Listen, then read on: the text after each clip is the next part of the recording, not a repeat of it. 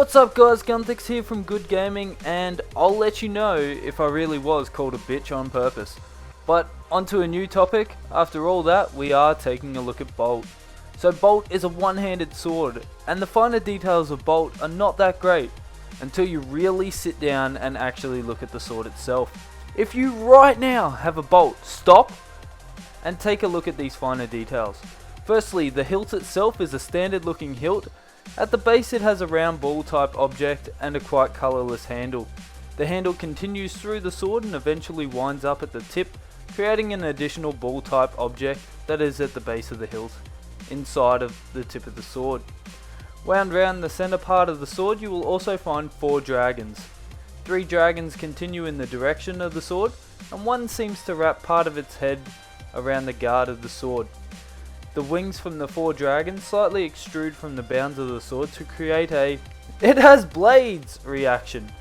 The animation to Bolt is not as refined due to the mass amounts of lightning it produces once drawn, to the point that if you place this sword into your main hand, it will begin to produce even more lightning on your character.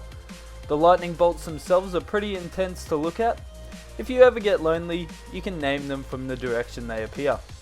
Mine are called Todd, Mike, Tony, Frank, and Todd version 2. While attacking with Bolt, you will notice the slight trail of lightning it leaves behind, and also the ability to electrocute enemies if you manage to score the last hit. While striking, the sword has a lightning style sound, but as it's quite soft, it's not really anything special. So some special things to note about this sword. If you play a Mesmer, your clones will gain the sound and graphic particles of Bolt, as well as the sword itself. The warrior, however, will not gain the sword of Bolt while using Impale, due to the fact he throws a sword. And why would you want to throw Bolt away? And many of the thief's throw skills they gain from steel are replaced with electrified hits while wielding Bolt.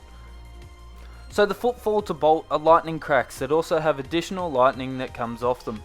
The additional lightning then travels away from the center of the footsteps to eventually disappear.